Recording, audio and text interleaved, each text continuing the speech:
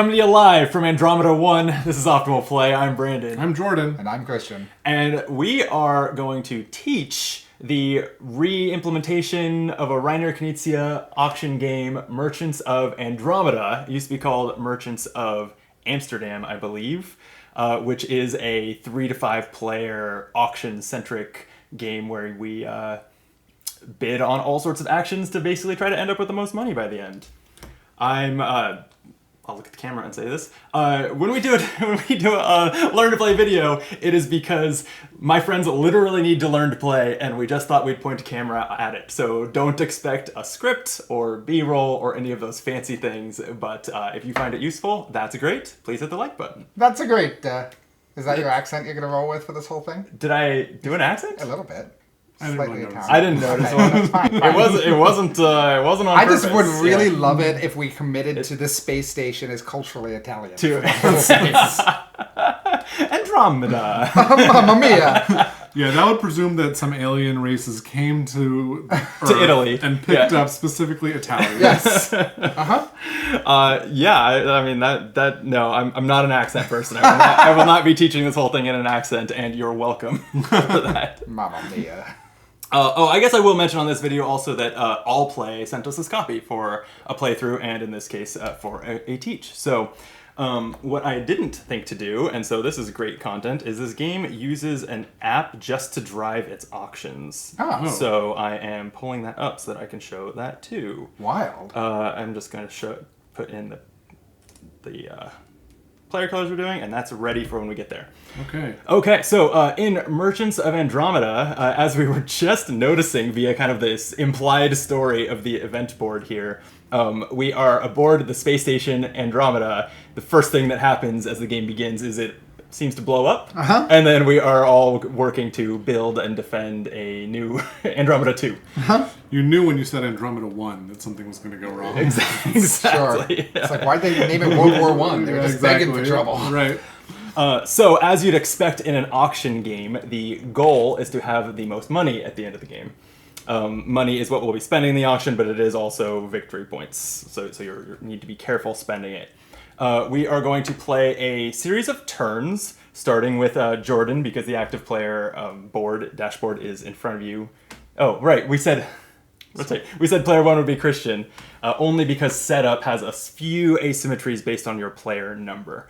I'm not going to talk too much about setup. It's pretty easy to look at one page of the rulebook for that. So getting into the gameplay, we have stacked this deck with 6 non-event cards. And that's like, I don't mean we stacked it. That's the setup. So Sure. We won't see events yet. I'll touch on them in a second. Christian, what you're going to do on your turn is draw 1 card from that deck. There is no hidden information whatsoever in this game. You can show it to us. Oh no. What's on this card is a top half that is an action that corresponds to one of these mini boards. They're all sort of different mini games almost that you can take actions on. The bottom half of the card is a resource that corresponds to the 4 resources on this track, which I've been calling ice, crystals, fire, and mushrooms, but the game has no official name for them, so you do you. Yep. I guess it should just be shrooms for short. Why? Shrooms, Why waste our breath on an extra syllable? Yeah, we got to build the space station. Right. So you are about to draw a total of 3 cards, and you're going to choose one of them to put in the influence slot, doing an action on its board, which I will talk more about in a second. You're going to put 1 card in the resource slot, meaning you'll just simply gain the resource on the bottom. If you did that here, you would take your color and move it 1 space up this resource track to mark that you have that resource. That makes sense. And you will be putting 1 card in the auction slot, meaning we are going to hold an auction for who gets to do that, and they will do both halves of that card. I see. You have to make that decision, drawing these cards one at a time without knowing what you'll draw next. Oh. So go ahead right now for this example and place that into one of the slots. I love crystals. All right, so you put that in the resource slot. You don't take it until you've placed all the cards, and then we'll resolve them in kind of 1, 2, 3 order. I have either green board or ice. Yeah, that's the defense board. So either I auction it or I take the defense board. I'm going to take the defense board for that. Okay, so you will take an action there. Yep, and then, oh my gosh, that's a juicy auction because you get to choose a whole bunch. Oh yeah, that's kind of a special split action. Now, does that say 4+ people? Does that mean... Oh, that does mean we should have taken it out of the deck for our... So we'll do that before we film a playthrough. Yeah, that's fine. Okay, that's another defense action. But with lava as the item you get if you win the Right, auction. right. So, Okay. so now you would go from left to right, you gain your resource, you would take your action, but I'll talk about the specific boards a little bit more in a second, and then we would auction off this third card, and we can look at what that looks like. This you can also do this with just a countdown timer. You don't need the app, but what the app does is it uses this real-time element. We just need to rearrange these so that a little bit like Chwazi, we can each touch one. Yep. As soon as all three of us hold down our button, it's going to start a timer counting down from 20. And the first person to release wins the auction and pays money equal to the amount of time that was on the clock. That's so goofy. Yeah. So let's show it right now. Go ahead. It's going to do like a countdown. My phone is muted, so it's not playing the audio.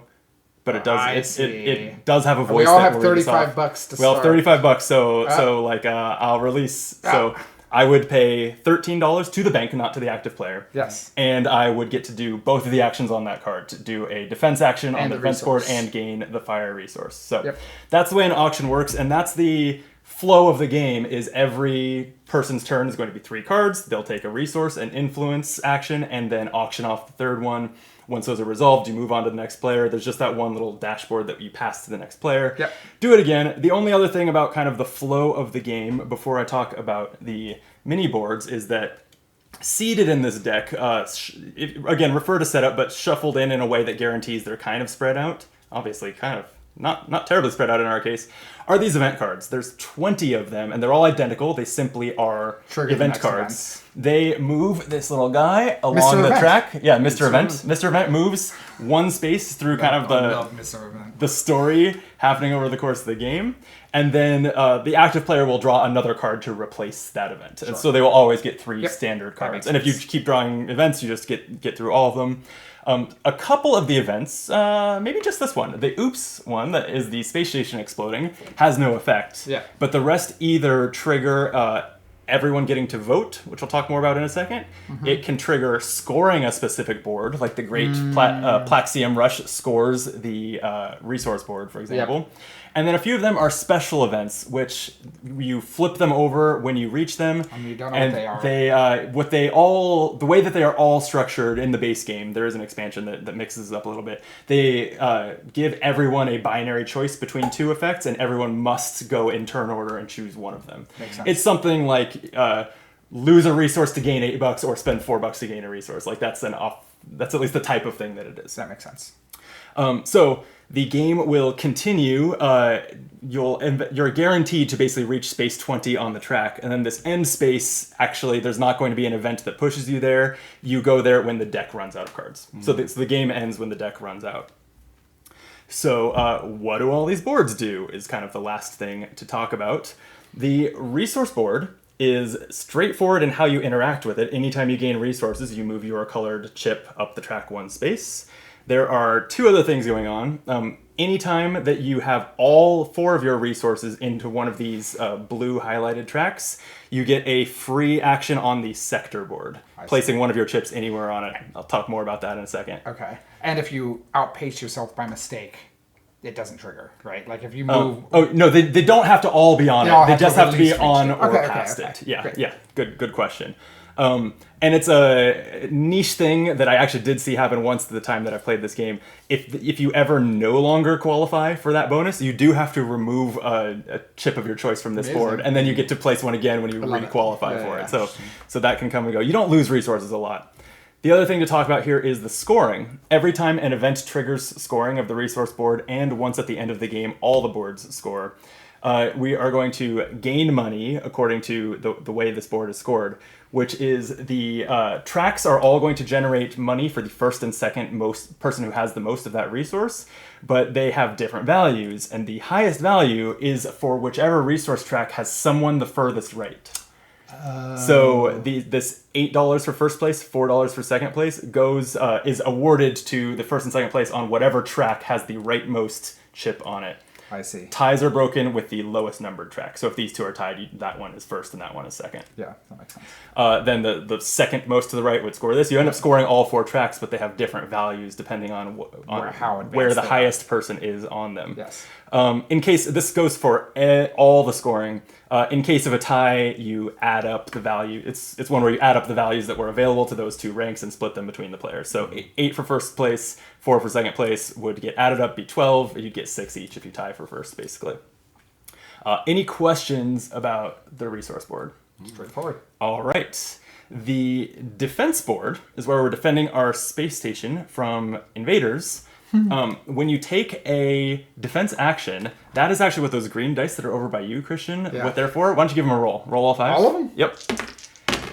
There we go. It's a Reiner Knizia game, which means there are no 6s on these dice. Thanks. They run from 1 to 5, corresponding to these 5 defense tracks, and I believe each one has a different number on 2 of its faces. Right? So they're evenly distributed unevenly on each die. Oh, God. Sure. Yeah. Yeah. So what you will do is you will choose 3 of those dice to put in this invader slot and 2 of them to put in this defender slot. So the 3 dice, and the dice correspond to the labeled Columns, yeah. defense column numbers. The 3 that you put invader dice in, first those invaders will move down. So like say you did 3, 3, 5, or in fact, or 3, 3, 5, 5. We have an actual example here. So it would look like that.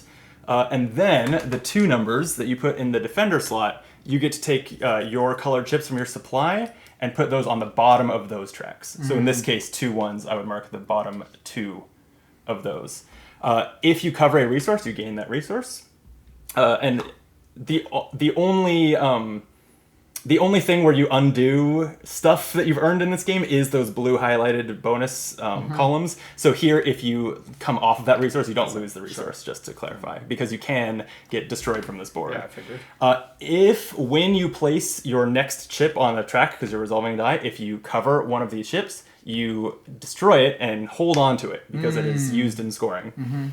And then immediately a new one appears at the top of the track when that happens. Also, in that example, you don't also gain the resource. The ship is instead of the resource. Yeah.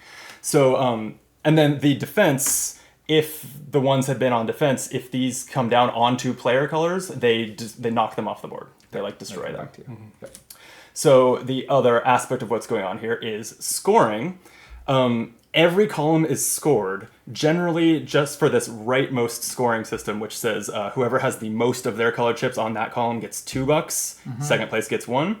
The only time that you use this triple valuable 6 and 3 column is when the column is secure, is the name for it, which is when 5 player chips are on it. Oh, wow. When at that time, that's the next time that column is scored, it is worth 3 times as much, and that column is wiped. Otherwise, scoring this, and that goes for resources too, that does not reset the board. I see. So if a player chips on one of these spots, it'll automatically repopulate when we do this, and when we start clear yes, and put a new one. Exactly. Okay. And then that's the only time that happens. That's the only time that those wipe. Yeah. And then lastly, each time we score this board, whoever has collected the most ships, having done the most defense, gets $4, and whoever has collected the least gets 2. Ties on those only are completely, I guess you'd call them friendly, even with the least. So if 2 people tie for the least, they both lose $2. Yep. And if 2 people tie for the most, they both gain 4. And if we're all the same, we each get 2. Actually, I'm not sure what happens if you all tie, if you all have exactly the same. That's we'll refer up to the rule book in that. Right. So we tie for first and we tie for least. And right. Yeah, not to 2. Any questions about the defense board? Nope. Okay. Exploration.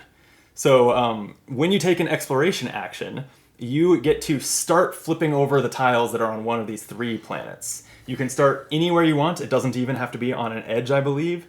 And then you can, and I'll just do this. We'll reset it, but I'll start there. Okay, so I found a fire. Once I flip one, I can continue flipping orthogonally adjacent to the one that I've already flipped. I cannot jump planets with that. Yeah. I can do it as much as I want, but it's a push your luck situation because there are 8 enemies in there that you have to stop when you hit. So I could do, this is turning out to be a perfect example. Oh, look at that. Okay. That's what an enemy looks like. So Sure. I have kind of busted, if you want to use that term. But if you choose to stop without hitting an enemy, you get to take 2 of the chips that you uncovered. So even if you uncovered more than 2, you choose 2 among them. Okay. If you hit an enemy before you stop, you only get to keep 1. Okay. And if you start with an enemy, you actually get to keep going until you find one that's not an enemy. You're always guaranteed when you take an action on this board to come away with something. One chip. Whatever you do decide to collect, like say this one, you replace with your chip. And then you get whatever is on it. Some of these, you can see this is a resource that corresponds to the fire resource over there. You would just, if I took this one, I'd replace it with my chip, just discard it. You don't need this itself and move up the track. These are artifacts, and they are scored in sets at the end of the game. You can see there's a scoring table here, kind of exponential, 1 point for 1, 3 points if you have 2, 6 points if you have 3, and so on. You can have multiple sets of them, so there's always more points to be gained from them. You're looking for different ones. Yes, you're looking for sets of different ones, thank you. And there's, the distribution is here. There's 18 artifacts, so 3 of each out here somewhere. Yeah, so any questions on that so far? The scoring is actually pretty simple here. You are, and let me say, when you finish your action, so after I did this, you turn all of them back face down. So there is a little bit of a memory thing here. Yeah. Fascinating. And the scoring, there's a little scoring table for each planet. When this board is scored, simply whoever has the most chips on that planet gets the most points. Whoever has the second most gets the next points. It varies from planet to planet. Makes sense. Got it? Easy. Okay, the sector board. This is the lodging in our space station. So this is where you get that. Oops, let me get this artifact out of the way. And this is where you do get that bonus action from the resource track when you earn it. But when you take an action here, the card actually, we didn't flip one, but the card that has the sector action, here we go, like this one, will specify some sector numbers. And you get to take you get to place one of your chips in one of the sectors based on their number labels. So if I did this action, I could place one of my chips in sector 2 or 3. You can place it anywhere you want. And if you own both sides of one of these bridges, which say $3 on them, you immediately gain $3. Nice. When the board scores, a little bit like resources, they have different values, and the values are based on which one has the most total chips in it. So in this case, because Sector 3 has the most chips, it would score 8 for first place, 4 for second place. And then these two would be tied, and you similarly break it with lowest number. So you go 1 and then 4 as far as their relative values. But you're not simply scoring based on who has the most there. You're scoring based on who has the biggest clump of their chips there. So you can skip around trying to get all the bridges, but then that won't help you in the periodic scoring of the board. Okay. So there's a little bit of cool. of a decision to make there. And then just to revisit the bonus action you can get from the resource board, that lets you plop down 1 anywhere. You can ignore sector numbers. You still score for bridges if you earn them. And any time that you do have to remove one because you no longer qualify for that bonus, you can remove it from anywhere. You don't have to remember what one you put there from the bonus. Any questions there? Nope. All right, the last thing is the Senate board. Here we are voting between elected officials. We're doing some politics. So anytime that you take an action here, it'll look something like this. It'll have a number of check marks in the corner and be and some of the events have that as well. Yes, so when you take an action here, you get to cast that many votes. You will take your that many of your chips and put them in any combination of these voting boxes that you want. Interesting. People get to see what you vote for, but the cumulative tallies are kept secret. Also, these events on the board that some of them say score the purple board, but the ones that have the check marks mean that everyone in turn order casts that many votes. So when so all that's happening here when you interact with this board is casting votes until we score the board from when the event track triggers it. When that happens, we will reveal the votes in these boxes. Whichever senator received the most votes, its effect takes place. 2 of these affect the next scoring on other boards. So like, for example, this one this increases the point value of the planets the next time so I might vote for board him is. if I've been exploring like crazy or whatever. This one actually increases the values of the ships collected from the defense board. This one differently though, this amps the end of game points for the artifacts if this one's elected. They don't all amp scoring, there are a few that have like immediate effects. They tend to look a little catch-up mechanic-y, like one of them immediately taxes the richest people, that type of thing. Politics. So the winner, that effect takes place, but the second and third place pay out money when this board is scored. So whoever has the most votes in the second place box gets $6. Whoever has the second most votes in the second place box gets 3, and then similarly less value. But so your strategy might be to try to have the most in the losers to make money. Yeah. To get the immediate payout instead of waiting for scoring to come up. Exactly. Some of those, like, look at how rare the scoring events are. It might be a while before it triggers, or like, and I think that they're a little bit haphazardly distributed, but I believe each board scores twice during the game, and then they all score once more in the end game. That makes sense. And they score in an order that matters in the end game specifically because the Senate board is scored first and can modify how a subsequent board is scored. That makes sense. One thing that popped in my head that I forgot to mention is that there are resource actions. So you can always put it in your resource slot to get the resource at the bottom of the card. If you take a resource action as your influence, where you're doing the top half of the card, it will list 2 resources up here. You simply get them both. Easy. I believe... Oh, there is, and it's on the reference card here, there is this hybrid explore and defend action that lets you simply reveal and claim 1 planet tile and place 1 of your chips in any invasion lane. So it's sort of a half of each. I think, unless you have any questions, I think that covers it. Very straightforward. Yeah. The flow is fast. Like the turns are easy. The complicated thing is grokking and just making decisions about which boards and how they pay out and everything. And just remember, as you spend money on the auctions, that you are spending your victory points because money decides the game. Right. Okay, well, that does it for the teach then. Thank you for sitting through it. Thank you for teaching us. Teaching us, yeah, my pleasure. Thank you for watching. If you would like the video, we'd appreciate it, and subscribe to the channel if you haven't. And we will have a full playthrough of Merchants of Andromeda, I almost tripped over that name, on the channel very shortly, so you can look for that after you subscribe. All right, till next time, be optimal.